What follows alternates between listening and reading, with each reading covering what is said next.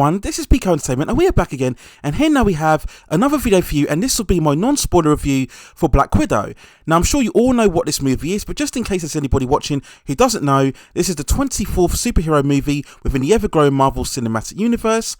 Released internationally on July the 7th, 2021, and shortly after in US cinemas on July the 9th. It stars of course Scarlett Johansson, reprising her role as Natasha Romanoff, Florence Pugh, David Harbour, Ray Winstone and Rachel Weisz, and it was directed by Claire Shortland. It's also going to be available on Disney Plus with the premium fee of $30. It is the belated overdue first solo installment for Natasha Romanoff, who has been a long-time established superheroine within mainstream audiences ever since she appeared way back first in Iron Man 2 in 2010 and all the way through The Avengers, Age of Ultron, Captain America Civil War, Infinity War, and she made a previous appearance of course in Avengers Endgame. Now, despite non-spoilers for this movie, there will likely be spoilers for previous MCU movies, so just bear that in mind when going ahead for this review. Now, the setup of Black Widow is that following the events of Captain America Civil War, Natasha Romanoff finds herself from the run as the government has publicly announced her responsible for the assassination of T'Chaka, who we all know was T'Challa's father from Black Panther. After coming from under attack from the villainous Taskmaster, Natasha learns that the Red Room program for which she was trained to be assassin is still prominent in its existence.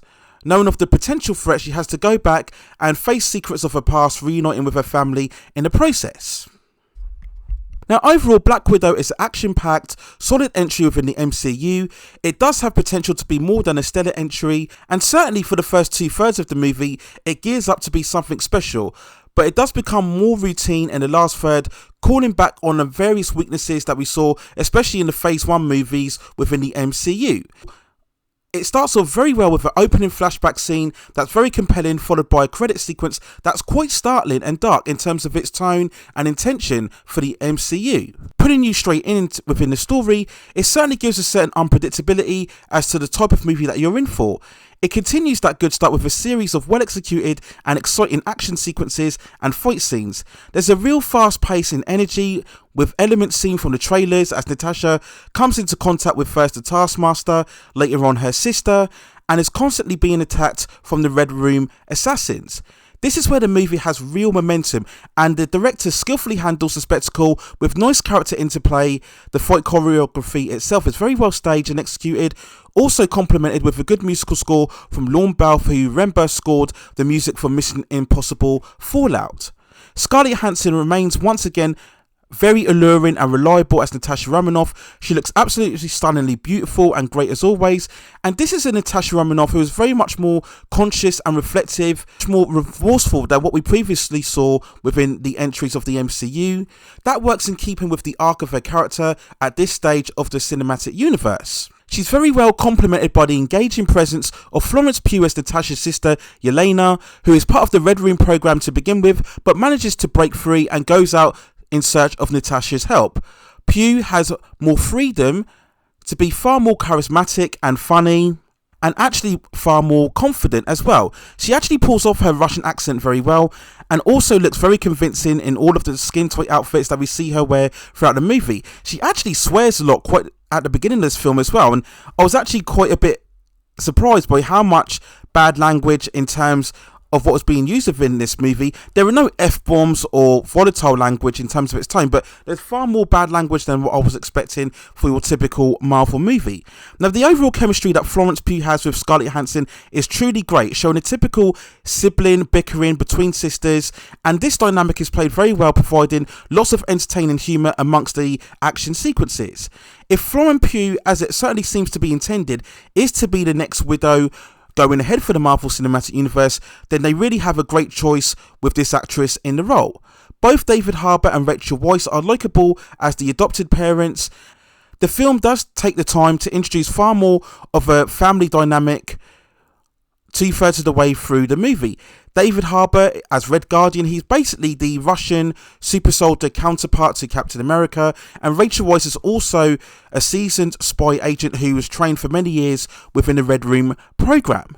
Now, up to this point, the movie is really good, but then shortly after, it starts to hit some issues. As I mentioned before, the Phase 1 weaknesses start to really hit home, in particularly the continued problem within the Marvel Cinematic Universe of weaker villains, and sadly that problem rears its head in the last third of this movie. We talk in particular about Taskmaster, who in the beginning of this film has a certain menace and presence very similar to what we saw in Captain America Winter Soldier, but sadly Taskmaster ends up being left out for very much of the final third, when the villain really should have been a driving force throughout the last climax of the film. There is a certain revelation that could have been really impactful, but sadly it ends up being undeveloped and very disappointing in terms of the overall character. Ray Winston as well, who is a very fine actor, but his villain is very lackluster and also needed more screen time to make a larger impression.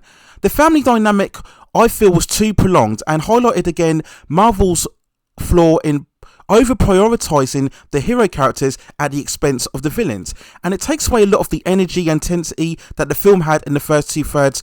The climax itself certainly has a lot of bombast and spectacle and CGI energy, which is watchable still overall, but it really feels by the numbers at this point and out of keeping with the overall story.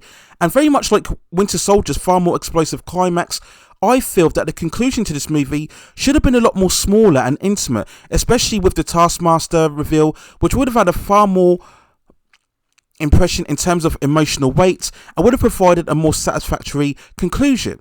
Also, if this is Natasha's swan song, it still doesn't feel like it's the final arc that she fully deserved. When reflecting on Endgame, I really think that she didn't really get her due in terms of a powerful conclusion, and still watching the end of this movie, I still have that similar feeling. She didn't quite get the final conclusion that several other characters such as Iron Man or Captain America did at the end of Endgame. So if I had to give an overall score for Black Widow, I would give it a 7 out of 10. Great action and spectacular sequences, fueled by great chemistry and dynamic between Scarlett Johansson and Florence Pugh, but sadly it suffers from underdeveloped villains and a very routine climax, which I felt wasn't deserving of the movie overall. Now, in terms of the overall cinematic universe, where does Black Widow lie? Well, it's certainly not upper tier MCU when we talk with the likes of the first Avengers film, Infinity War, Captain America, Civil War. It's not quite on that level, but it's far better than a lot of the weaker entries within the MCU, such as Ant-Man and the Wasp, Thor Ragnarok, Iron Man 2 and 3, and Thor the Dark World, amongst others. So overall, like I said before, it's a very solid entry within the Marvel Cinematic Universe. And yes, perhaps had it been released earlier, dearly, shortly after Captain America, Winter Soldier and Age of Ultron, maybe it would have seemed far more important within the overall cinematic universe. But that still doesn't detract from the merits that we've seen throughout this movie. And as I said before, Scarlett Johansson remains a highlight in the role as Black Widow.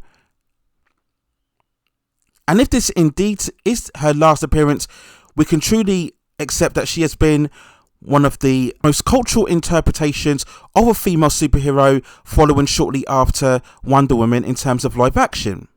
Now, I will do a spoiler review shortly after this, but I won't upload it until a day or two after this review. So look out for that as well very shortly, when I'll go much more in depth as to what I felt worked and what didn't work throughout this entire movie.